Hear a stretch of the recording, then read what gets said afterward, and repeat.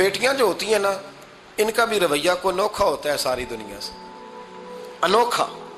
میں کبھی کبھی کچھ ایسی باتیں کرنے کو دل کر جاتا ہے کہ جو کر گزرتے ہیں۔ ایک صاحب مجھ سے ایک دن کہنے لگا، حضرت صاحب بڑی مشکل میں ہوں اور اتنا کٹھن وقت آ گیا ہے کہ کوئی حال ہی نہیں۔ میں نے ان سے کہا کہ اپنی اماں سے دعا کراؤ، مسئلہ ٹھیک ہو جائے گا۔ کہنے لگا اماں تو انتقال کر گئی۔ تو میں نے کہا بہن سے دعا کراؤ۔ کہنے لگا بہن دور رہتی ہے۔ تو میں نے کہا پھر بیٹی سے کرا لو۔ آپ یقین کریں، اللہ کے گھر میں بیٹھا ہوں، رمضان کا مہینہ مجھے تیسرے دن ملا۔ کہنے لگا حضرت صاحب الحمدللہ اللہ نے میری مشکل آسان کر دی۔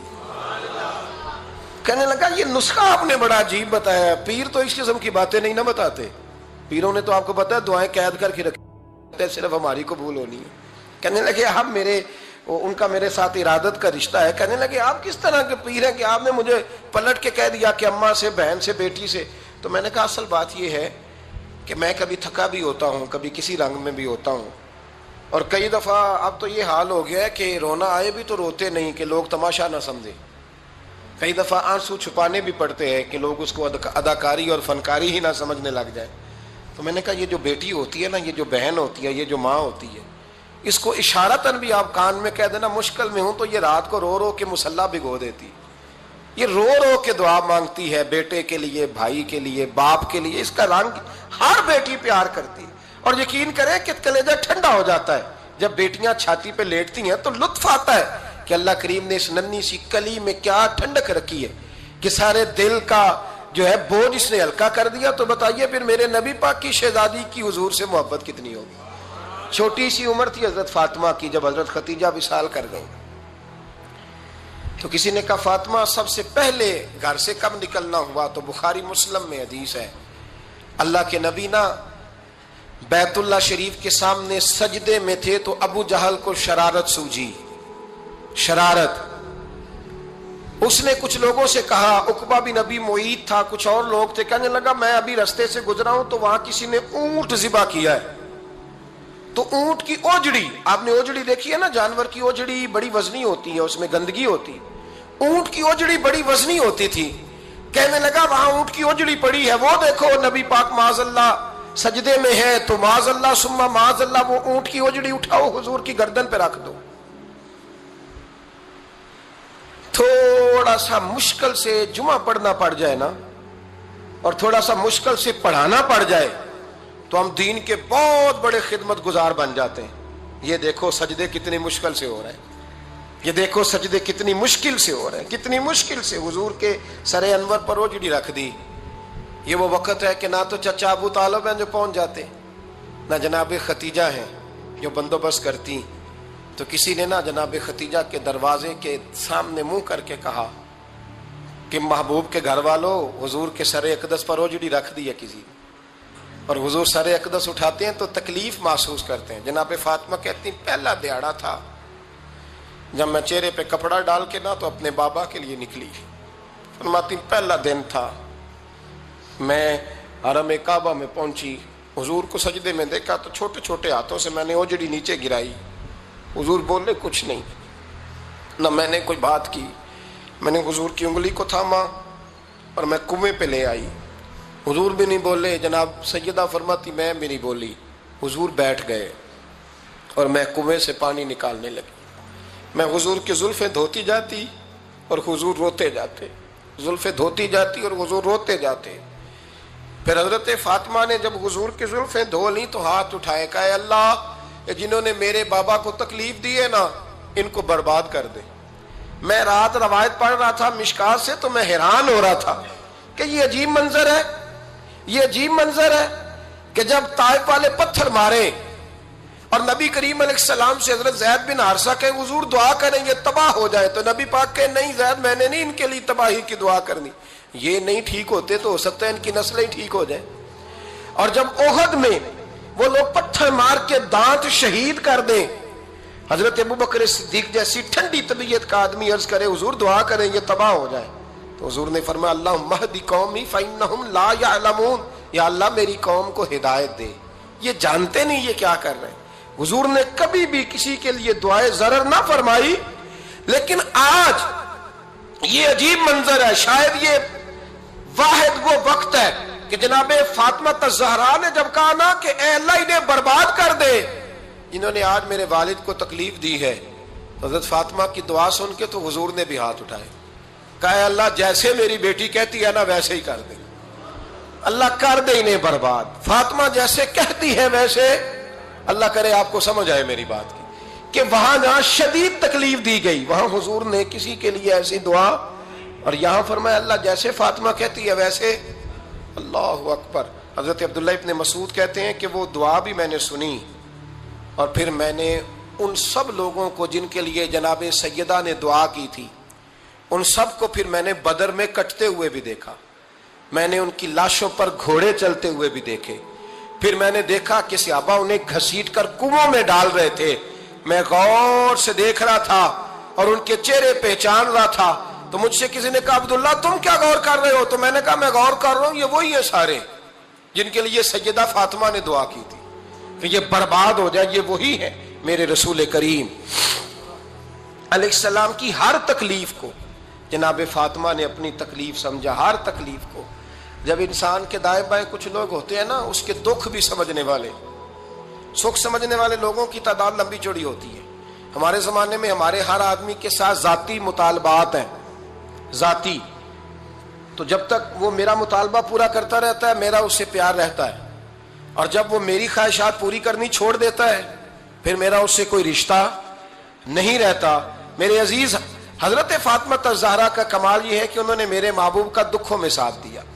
حضور کی تکلیف پر وہ تکلیف میں آتی، پریشان ہوتی.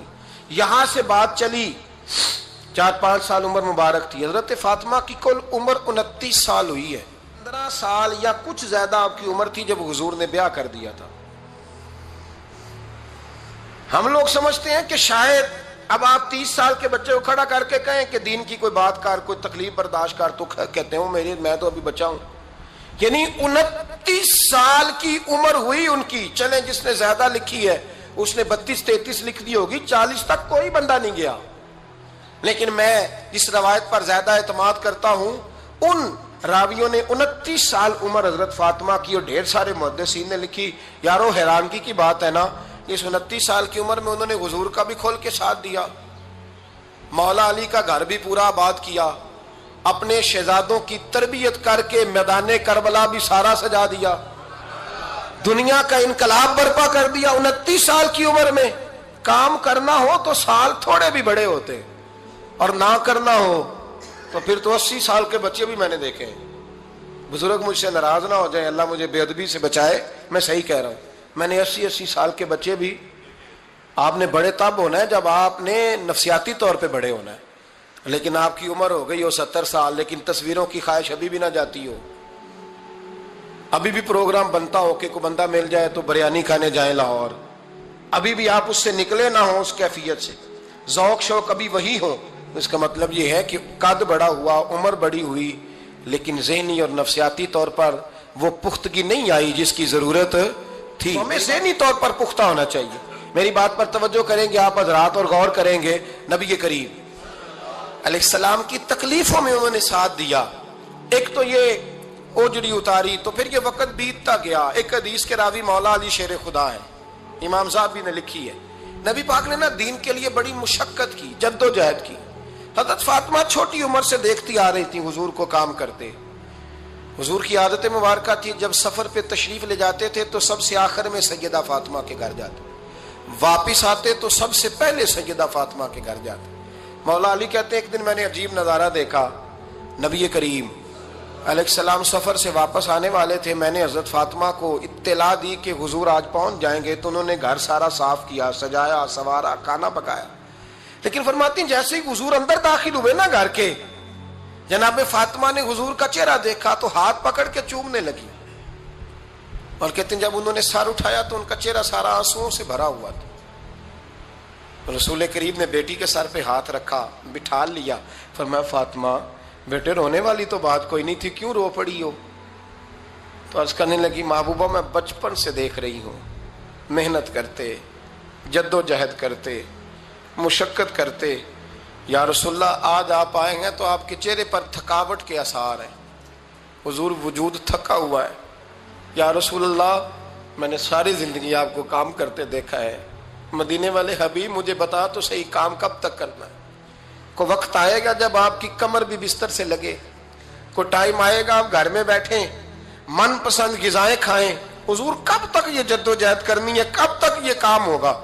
جناب فاطمہ فرماتی حضور نے میرے آنسو پوچھے، مولا کائنات شیر خدا فرماتے ہیں نبی کریم علیہ السلام فرمانے لگے فاطمہ تیرے باپ کی ڈیوٹیاں بڑی زیادہ ہیں، جب تک دنیا کے آخری کونے تک دین نہیں پہنچ جاتا اور جب تک اینٹیں اور پتھر بھی میرے دین کا پیغام سن نہیں لیتے اتنی دیر تک تیرا باپ جد و جہد کرتا ہی رہے گا۔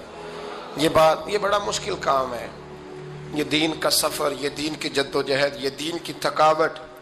آپ اپنی مرضی نہیں کر پاتے، لوگ اپنی مرضی کے ساتھ جی نہیں پاتے جو اس رستے کے مسافر ہوتے ہیں، وہ دین کی پراپرٹی ہوتے ہیں، انہیں دین کے مطابق چلنا پڑتا ہے۔ تو جناب فاطمہ نے وہ سارے رنگ دیکھے رسول کریم علیہ السلام کی حیات مبارکہ کے، پھر یہ ساری کیفیت جب دیکھی نا کہ حضور اتنی محنت کرتے ہیں تو پھر جناب فاطمہ کو میرے نبی کی امت سے پیار بڑا ہو گیا صلی اللہ ہو، سمجھیے گا اس بات کو، امت مسلمہ سے حضرت فاطمہ کو بڑا۔ امام حسن کہتے ہیں میری اماں سارے کام کرتی تھی گھر کے، اب تو شہزادے ہیں نا ہمارے بچے، کام اور بچی، یعنی بچی میکے سے واپس آتی ہے تو سب سے بڑا دکھڑا یہ سناتی ہے کہ وہ کام بڑا کراتے ہیں، یہی ہے نا دکھڑا؟ ہاں نہ تو کریں، سب سے بڑا دکھڑا کیا ہے؟ پتہ نہیں کیا کراتے ہوں گے، ہال نہیں چلوا لیتے کہیں یا کچھ چکی نہیں پسوا لیتے، پتہ نہیں کون سا ایسا کام ہے۔ اور آپ ناراض نہ ہو جانا، میں بھی بیٹی کا باپ ہوں، میں بھی بہنوں کا بھائی ہوں، میں بھی اس بات کو سمجھتا ہوں، لیکن ایک بات ذہن میں رکھنا کہ یہ بات نہیں ہے کوئی کرنے والی کہ سارے بچی کے ماں باپ جمع ہو کے پہنچ جاتے ہیں ہماری بچی جی کام بڑے کرتی ہے۔ 4 بھائی تھے، ایک بہن تھی، چلو بہن فوت ہو گئی تو اس کے بچوں نے مقدمہ کر دیا کہ ہماری اماں کا حصہ دو، تو چاروں بھائی جا کے بیان الفی دے آئے جج کے سامنے، ہماری بہن ہی کوئی نہیں، بیان الفی دے آئے معاذ اللہ، بہن ہی کوئی، کس لیے؟ مال کے لیے، دولت کے لیے؟ انما اموالکم و اولادکم فتنہ، جنالی تو پاپ کمائے کتھے نہیں ہو تیرے کر دے، بلا انہیں، اور یہاں کے تیری میت پہ کھڑے ہوں۔ میرے بھائی یاد رکھے اپنی قبر پہ بوجھ تقسیم وراثت کی سب سے پہلی ضرورت یہ ہے کہ بیٹی کو اس کا حصہ ملے، اور صحیح معنوں میں بیٹی کو اس کا حصہ ملے۔ میرے نبی کریم صلی اللہ علیہ وسلم کی خدمت عالی مرتبت میں ایک صحابی تھے حضرت سعد بن ربیع رضی اللہ تعالیٰ، یہ حدیث جامع ترمذی میں موجود ہے۔ حضرت سعد بن ربیع رضی اللہ تعالیٰ عنہ احد کی جنگ میں شہید ہو گئے، ان کی 2 بیٹیاں تھیں، ان کے بھائی نے ساری جائیداد اپنے قریب کر لی کیونکہ ابھی تک جائیداد کے احکامات بھی نہیں آئے تھے۔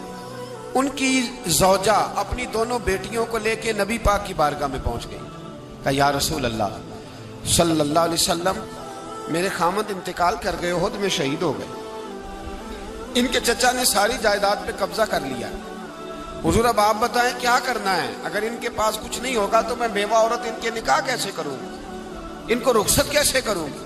اس وقت اللہ کریم نے یہ آیہ مقدسہ نازل فرمائی جس کو آیت معراج کہتے ہیں۔ تو نبی پاک علیہ الصلوۃ والسلام نے بلایا حضرت سعد بن ربیع رضی اللہ تعالیٰ عنہ کے بھائی کو اور بلا کے فرمایا اللہ سے ڈر جا، 2/3 اس کی بیٹیوں کو دے، 8واں حصہ اس کی بیوہ کو دے، اور باقی جو بچ جائے وہ تیرا ہے، لیکن جو جس حقدار کا حق ہے وہ حق اسے۔ اور میں نے کئی ایسے بھی باپ دیکھے ہیں ماشاءاللہ، بڑی جائیداد تھی، پر جانے سے پہلے بیٹوں کو بلایا، کہنے لگے ادھر آؤ مجھ سے نام کرا لو، بعد میں کہیں میرے بھائی نہ اٹھ کھڑے ہو، کہیں تمہارا بہنوئی نہ دعویٰ کر دے۔ سارا بیٹوں کے نام کر گئے، پیچھے بچ گئی ماں، 8واں حصہ بیوی کا، اس حدیث میں جامع ترمذی میں نے عرض کیا، ماں بچ گئی۔ اب وہ بیچاری، بڑا بھائی کہتا ہے چھوٹے کے پاس رہے گی، چھوٹے سے پیار زیادہ ہے، اور چھوٹا کہتا ہے میرے بچے زیادہ ہیں، کمرہ ہی کوئی نہیں خالی، وہ کہاں رہے؟ وہ بوڑھی اماں کدھر جائے بلا؟ اگر خامن سارے بیٹوں کے نام جو کر گیا تھا تو کسی کونے کی کوئی ایک دکان اپنی زوجہ کو بھی دے جاتا، کوئی اگر ایک اگر کوئی پلاٹ کسی جگہ اس بیچاری کے نام بھی کر جاتا جس کا شریعت نے حصہ رکھا تھا, اگر اپنی زندگی میں ہبہ کر رہا تھا, وراثت تو مرنے کے بعد ہوتی ہے, اگر ہبہ کر ہی رہا تھا تو کچھ تھوڑا اس کو بھی دے دیتا, جس نے بچوں کو پالا تھا, کچھ تھوڑا سا اس بیچاری کے حصے میں بھی آ جاتا, چلو اس کا بھی بڑھاپا وقار سے گزر جاتا. لیکن بیٹوں کو نوازتے نوازتے لوگوں نے بڑے بڑے حق ضائع کیے, بیٹوں کو پالتے پالتے بڑے بڑے حق ضائع کیے. میں کہہ چکا ہوں جس درد سے بیٹی باپ سے پیار کرتی ہے, میرے نبی پاک علیہ السلام کی حدیث میں موجود ہے, حضور نے فرمایا بیٹیاں تو بڑی پیاری ہوتی ہیں. یہ لفظ ایک حدیث میں حضور نے فرمایا بیٹیاں تو بڑی پیاری ہوتی ہیں, یہ تو باپ کی جوئیں بھی نکال دیتی ہیں. یہ محبوب نے جملہ فرمایا, تو جمعے تک نکال دیتی ابا کے سر سے, تو بڑی پیاری ہوتی. تو مہربانی فرمایا بیٹی کو اس کا اصل حق دیں, جائیداد میں اسے حصے دار بنا, بیوی کو اس کا حق دیں. اگر کسی وجہ سے آپ سمجھتے ہیں کہ والد نے یہ کام صحیح نہیں کیا, آپ اپنے باپ کی قبر سے بوجھ اتار دیں, اپنی بہن کو جو اس کا حق بنتا ہے اسے دیں. بھائی یہ جرت کریں, بھائی طاقت کا مظاہرہ کریں, بھائی ہمت کریں, دیں بہنوں کو. کیوں نہیں دیا جا رہا؟ والد کی جائیداد سے حق ہے, حصہ ہے ان کا, اس حصے کو لینا ان کے لیے بڑا ضروری. میرے نبی پاک علیہ السلام نے زندگی میں جو انسان اپنے بچوں کو کچھ چیز دیتا ہے تو اس کو وراثت نہیں کہتے, اس کو ہبہ کرنا کہتے ہیں. حضور نے زندگی میں بھی منع کیا ہے. تو جو ہے میری بات پر علماء نے اجازت دی ہے, اگر کسی دینی مرتبے کی وجہ سے اگر والد اپنے کسی بیٹے کو زیادہ دیتا ہے تو زیادہ دے سکتا ہے کسی کو, اس کو اجازت ہے. ایک چوتھے پانچویں درجے کا نوکر ہوتا ہے جس کو کبھی کبھی بتایا جاتا ہے چل گاڑی دھو دے, چل تو آ جا. ہم تو چوتھے درجے کے نوکر بننے کو بھی بھائی بڑے تیار ہیں اور ایمانداری سے تیار ہیں, وہ رکھ لے بس مہربانی. تو حضرت بیٹھے رہے, دیر ہو گئی, تھک جاتا ہوں, تھک گیا, بات آگے نکل گئی. اب بیٹھے تھے تو تنہائی تھی, مجمع ہوا نا, جب مجمع بار محفل پہ حضرت ہمیں نہیں ملے, بار سیدھے مجلس پہ کئی سالوں کے بعد ملاقات ہوئی. چر ہویا مینو ترلے لیندے کدی موڑ میرے ول واگاں, خواب میری ایک وار جے آویں میں ساری عمر نہ جاگاں. دیر ہو گئی, میں بڑا ترسا ہوا بیٹھا تھا, کئی گھنٹے بیت گئے, بیٹھے رہے. مرضی ہے نا جی, یہی رس بولے تے دی مہربانی. تو دیر کے بعد جب وہاں پہنچے نا اسٹیج پہ سامنے حضرت کے پاس, حضرت سٹیج پہ آ گئے تو میری طبیعت ہے کہ میں جب اپنے شیخ کے پاس بیٹھتا تھا تو سب سے پیچھے بیٹھنے کی کوشش کرتا تھا, اس لیے کہ بڑھ کے آگے ہونا کمال نہیں. کو پکڑ کے آگے کرے تو پھر بھی تھوڑی سی نوکری قبول ہونے کی بات سمجھو. پیچھے بیٹھ گئے ہم لوگ, میں بھی اور ابرار بھی, ہم پیچھے بیٹھ گئے. وہاں علماء اور مشائخ کا ڈھیر لگا ہوا تھا. حضرت کی نظر بظاہر خاصی کمزور ہے, لیکن جب بیٹھے تو یہ میرے ساتھ موجود تھے, آپ گواہی لے سکتے ہیں. حضرت نے فوراً نقیب محفل سے کہا کہ وہ پیچھے بیٹھا اسے تو آگے بلاؤ. میں جب اٹھا نا تو آپ یقین کریں میرا دل کرتا تھا پھاڑ ڈالوں کپڑے اور میں یہاں لوگوں کو بتاؤں کہ بے خبر ہو جو غلاموں سے واقعہ کیا ہے. ہم لوگ آگے گئے اور جب میں اسٹیج پہ ان کے قدموں میں بیٹھا تو مجھے کہنے لگے بچے کو بھی بلاؤ جس کو ساتھ لائے. اور جب میں بیٹھا, ایمانداری کی بات ہے, میں نے سلام لی کان میں نے کہا حضور طبیعت کیسی ہے؟ فرمانے لگے تو جب سے آیا ہے مجھے تب سے پتا ہے تو بیٹھا ہے, تو جب سے آیا ہے مجھے تب سے پتا ہے, اب کل واپس چلے جانا اور جا کے وہاں دین کی نوکری کرنا, تو جب سے آیا ہے مجھے تب سے. مجھے فرمانے لگے کہ تو جب سے آیا ہے نا مجھے تب سے پتا ہے, جاؤ نوکری کرو. اور ایک جملہ کبھی نہیں بھولتا, فرمانے لگے میں تو تمہارے ساتھ ہی ہوتا ہوں. بس بات ختم ہو گئی, معاملات حل ہو گئے. باتیں بڑی ہیں, جو کروں تو کیا کروں, کہو تو راز حیات کہہ دوں, حقیقت کائنات کہہ دوں, وہ بات کہہ دوں جو پتھروں کے دلوں کو بھی پاش کر دوں.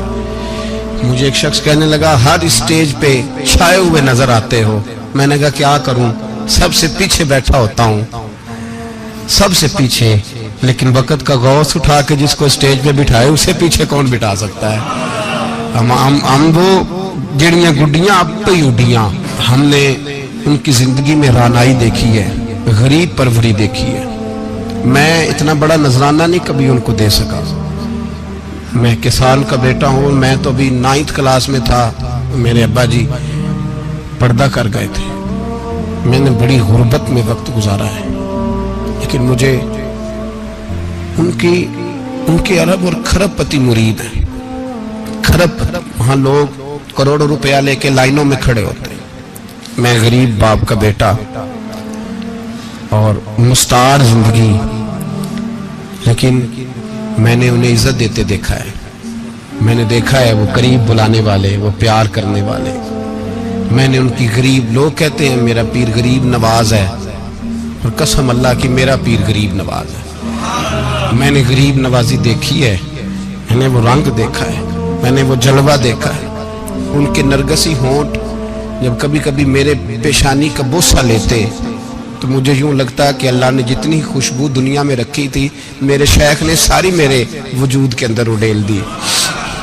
بریلی سے جب میری واپسی تھی اور میں پلٹ رہا تھا تو میں ملاقات کرنے گیا، میری طبیعت میں یہ رانائی تھی کہ خدا خیر کرے، میں پلٹ رہا ہوں۔ میں ملاقات کر کے جب واپس باہر آ گیا، میرے ساتھ ایک شخص تھا تو مجھے پھر بلایا، اور جب میں دوبارہ اندر گیا تو مجھے اپنی جیب سے کچھ روپے نکال کے دیے۔ فرمانے لگے یہ خرچ ہے آنے جانے کا، اور کبھی محسوس نہ کرنا۔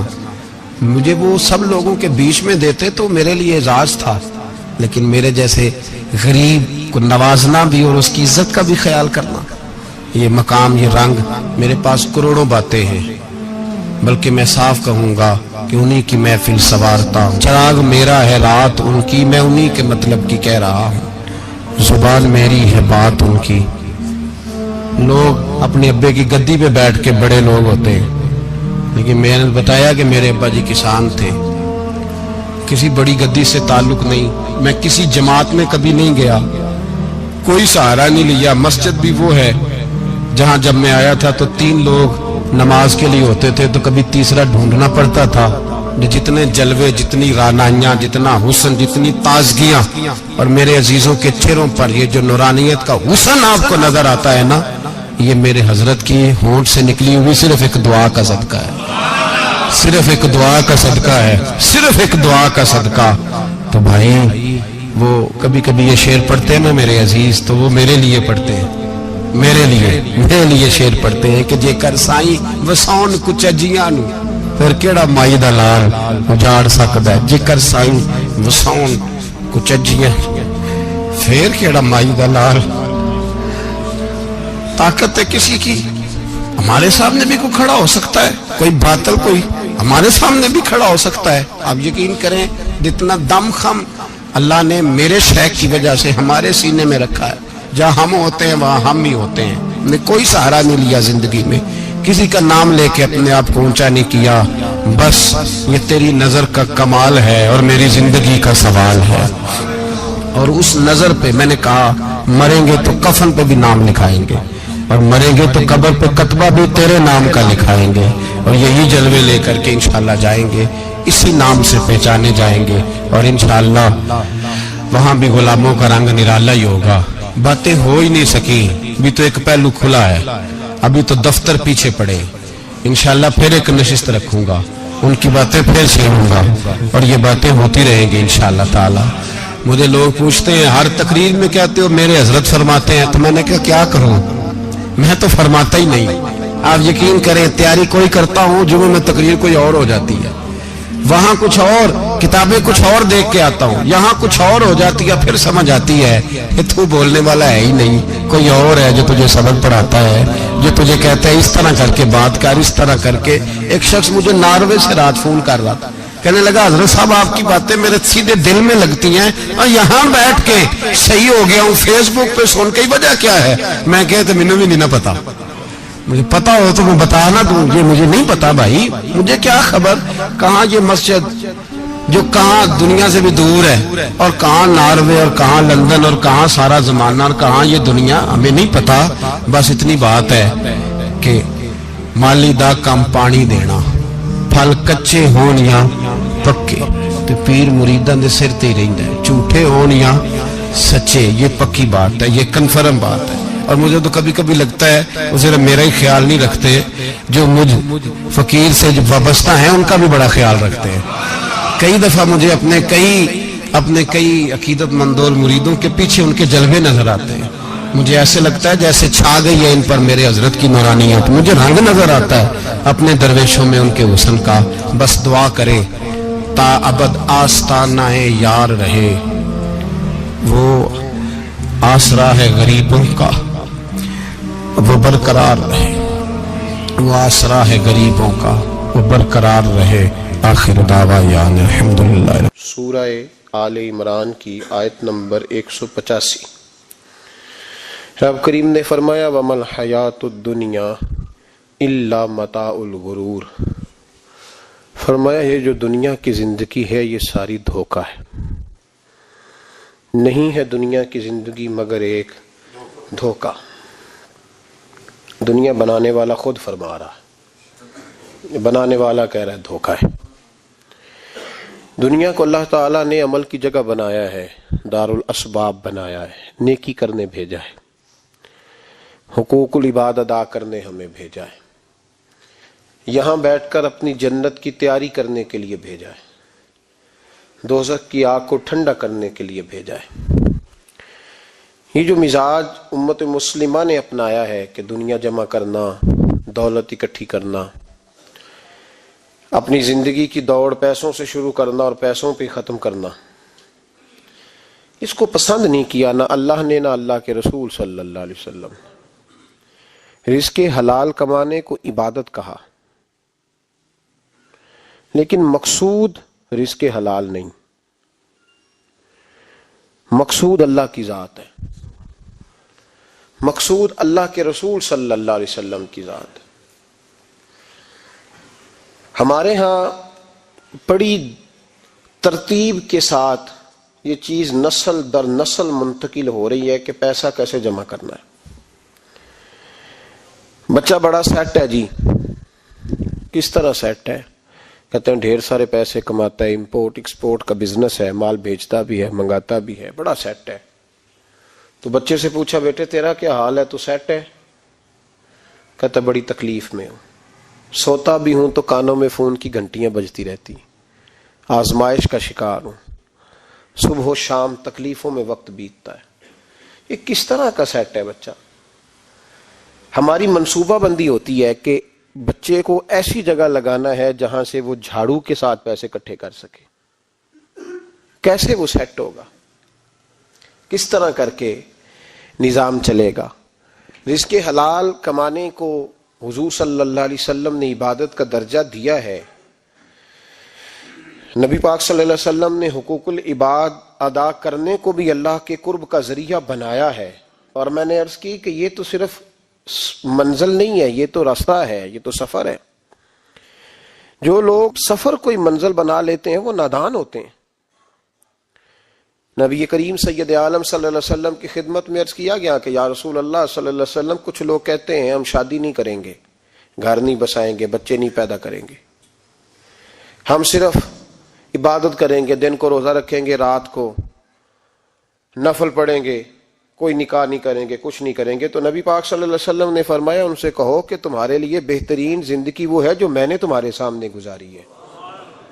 میں آرام بھی کرتا ہوں، نکاح بھی کرتا ہوں، عورتوں کا حق بھی ادا کرتا ہوں، میں اپنے بچوں کی دیکھ بھال بھی کرتا ہوں۔ فرمایا تم پر تمہارے خدا کا اگر حق ہے تو تمہارے نفس کا بھی تم پر حق ہے، تمہاری آنکھ کا بھی حق ہے، وہ آرام کرنا چاہتی ہے۔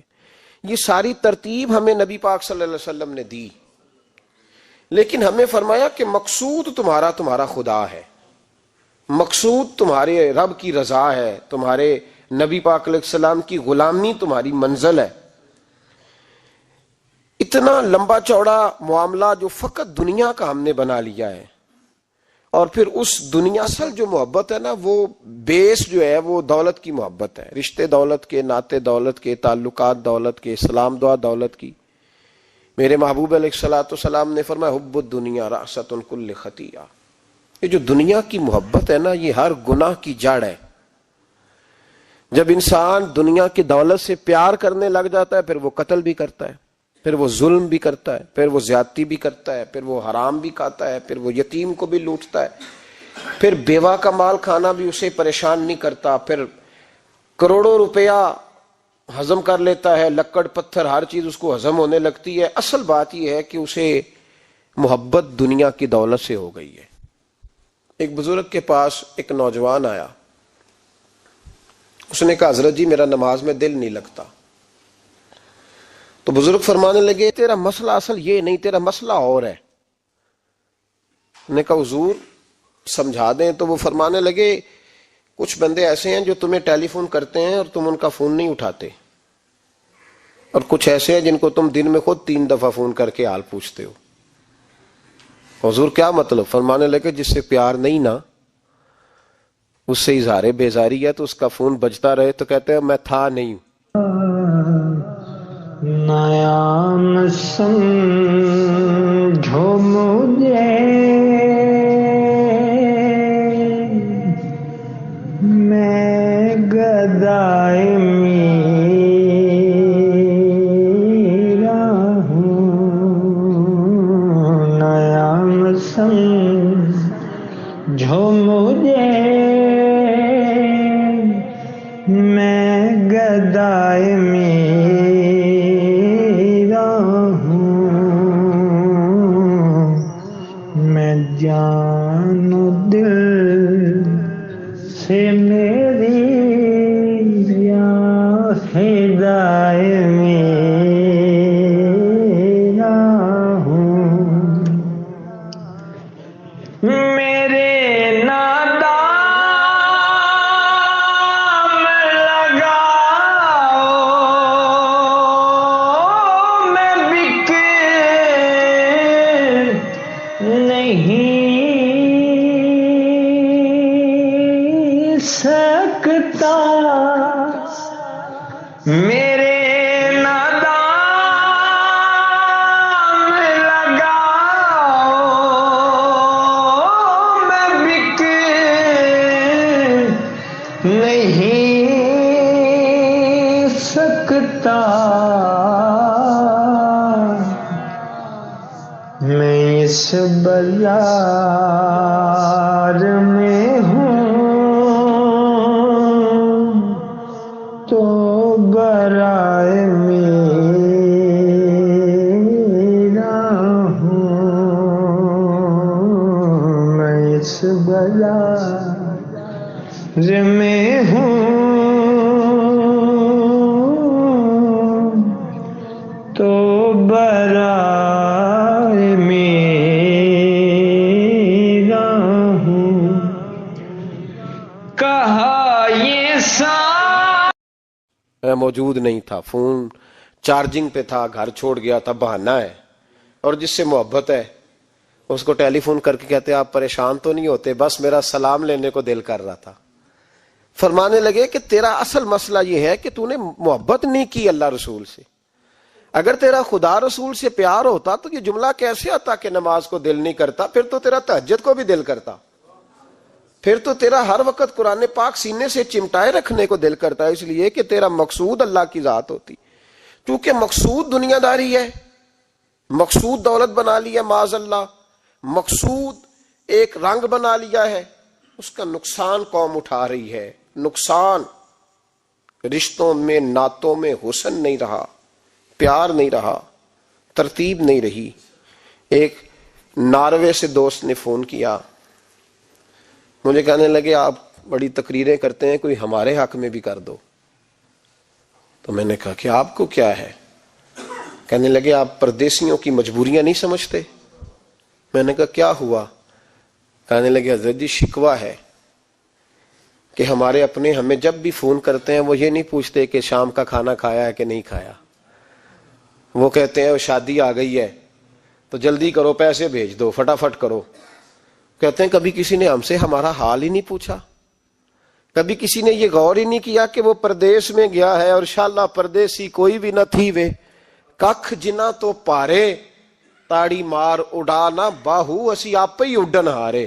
تو تیار بیٹھے ہیں، حال ہی کوئی نہیں پردیس میں۔ یہاں حال یہ ہے کہ جو فون کرتا ہے، ایک بزرگ کہنے لگے کہ 22-23 سال دیے ہیں پردیس کو، تو اپنی ہی بیوی کو فون کیا ہے کہ اب نہیں ہوتا، گھٹنوں میں درد رہتا ہے، کمر کمزور ہو گئی ہے، اب میرا دل کرتا ہے گھر آؤں اور میں اپنے گھر میں بیٹھ کے بچوں کے بیچ بیٹھ کے روٹی کھاؤں، اعصاب کمزور ہو گئے ہیں، دل کی دھڑکن تیز رہتی، پتہ نہیں کب وقت آ جائے۔ تو کہتے ہیں میری بیوی جسے میرے دکھ سکھ کا ساتھی ہونا چاہیے، وہ کہتی ہے چلیں 3-4 سال اور لگا لیں پھر آ جانا۔ وہ بھائی کیا اس شخص کے ساتھ کیا تعلق ہے؟ اس کا بھائی اسے فون کرتا ہے تو کہتا ہے میں پیسے دے دوں گا، جب آؤ نا تو ایک موبائل ضرور لے آنا۔ اس کو لوگ فون کرتے ہیں، رابطہ کرتے ہیں کہ جناب وہ ایک چھوٹی سی چیز، وہ میں پیسے دے دوں گا، تو پیسے دینے ہیں تو یہاں سے کون سی چیز نہیں ملتی؟ صرف فرمائشیں، لوگوں کے ساتھ تعلق صرف جیب کا، رشتہ صرف جو ہے وہ تعلق صرف اس چیز کا کہ وہ آدمی ایک ATM مشین ہے تو فٹافٹ کارڈ ڈالو تاکہ آپ کے حصے کے پیسے نکل آئیں۔ یہ مزاج اس نے نقصان کیا ہے، دراڑیں پڑ گئی ہیں، حالات بگڑ گئے ہیں۔ میرے نبی کریم سید عالم صلی اللہ تعالی علیہ وسلم نے رشتوں کو جو وقار دیا، امام غزالی رحمۃ اللہ تعالی علیہ نے لکھا ہے مکاشفۃ القلوب میں، فرماتے ہیں کچھ لوگ قیامت کے قریب آئیں گے جن کے نبی پاک صلی اللہ علیہ وسلم نے نشاندہی کی ہے، ان کے پاس کوئی شخص نہ بیٹھے ورنہ اس کا دل کالا ہو جائے گا۔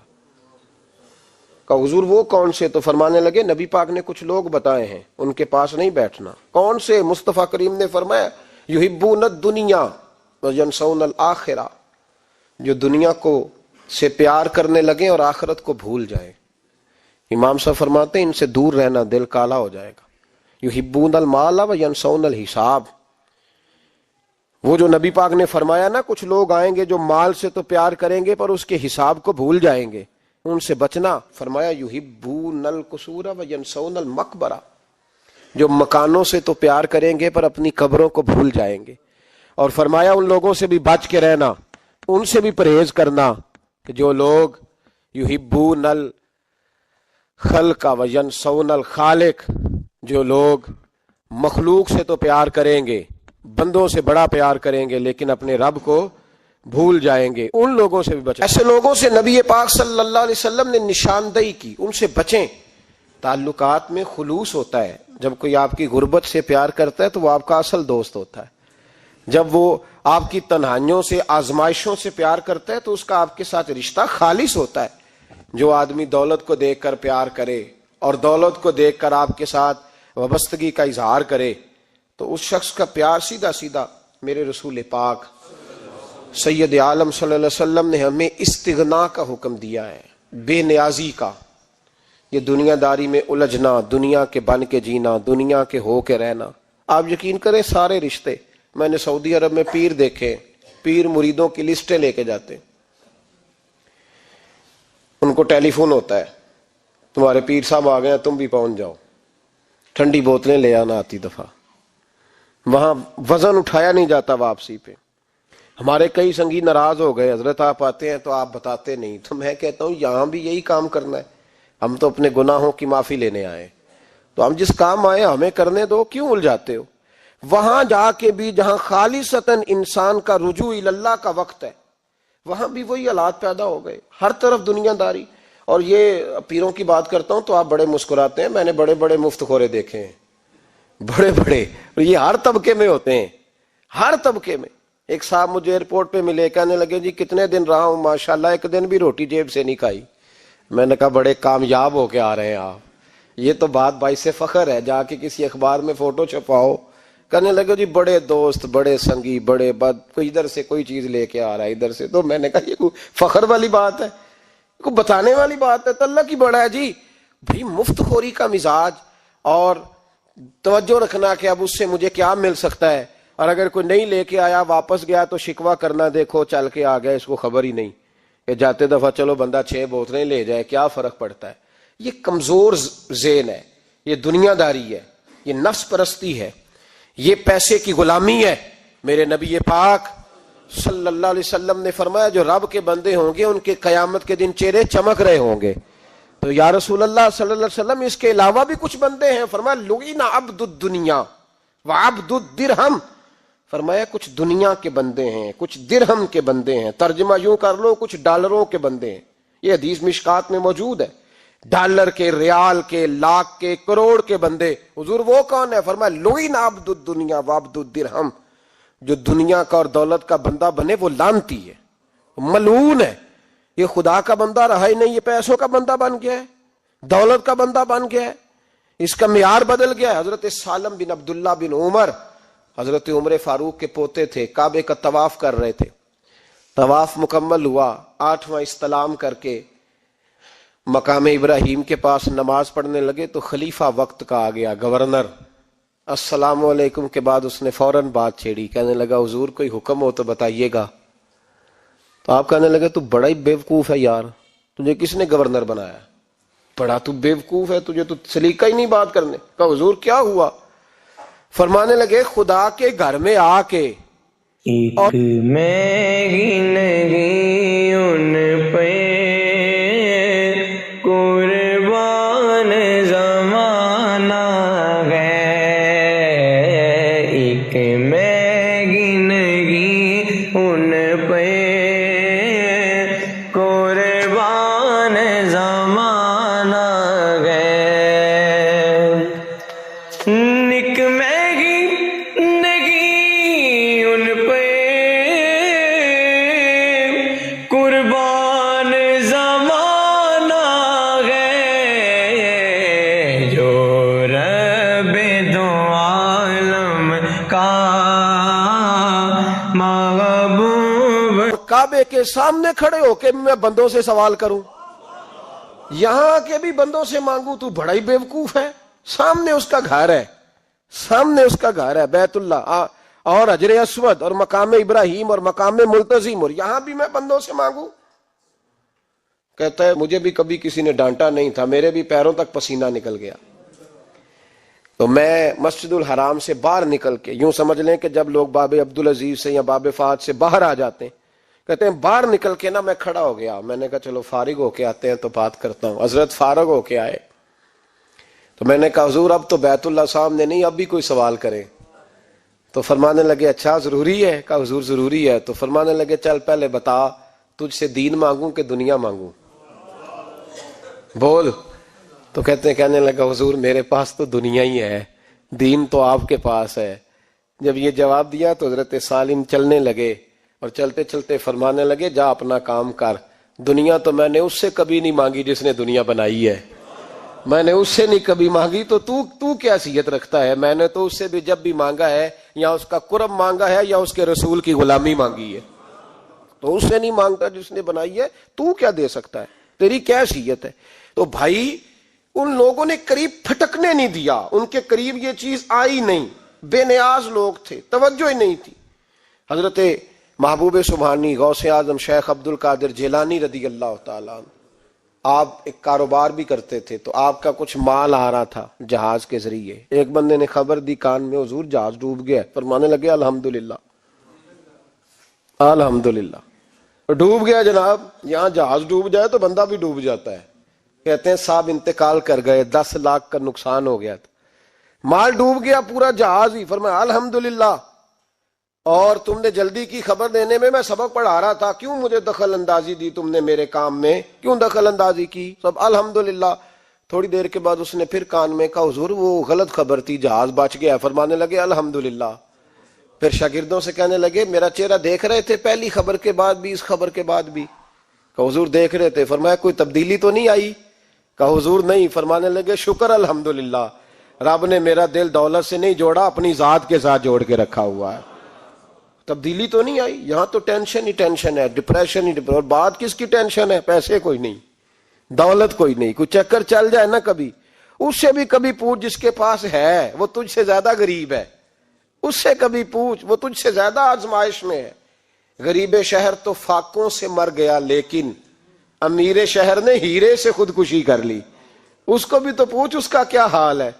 دانش مندان دا کم نہیں، دل دنیا نہ لانا، اس ووٹی کئی خامد کیتے تے جو کیتا سو کھانا. یہ تو کام ہے اس کا. بڑے آئے بڑے چلے گئے، بڑے آئے بڑے نکل گئے، توجہ ہی نہیں، میاج ہی نہیں. حضرت مولا علی شیر خدا علی المرتضی امام الاولیاء صاحب صدق و صفا داماد مصطفیٰ صلی اللہ علیہ وسلم اسد اللہ حضرت علی شیر خدا رضی اللہ تعالیٰ عنہ کوفے کے چوک میں کھڑے تھے تو کہہ رہے تھے یار میری نہ طامت پرانی ہو گئی ہے، یہ میں نے زرہ بیچنی ہے، کوئی بندہ مجھ سے خرید لو تاکہ میں نئی طامت لے لوں۔ تو ایک بندہ کان میں کہنے لگا حضور طامت کے پیسے بھی نہیں، فرمانے لگے پیسوں کو چھوڑ، علی کا سینہ دیکھ، اللہ نے ایمان کی دولت سے بھرا ہوا ہے۔ پیسے اہمیت نہیں رکھتے، ان کی وہ اہمیت نہیں جو دنیا نے بنا لی ہے۔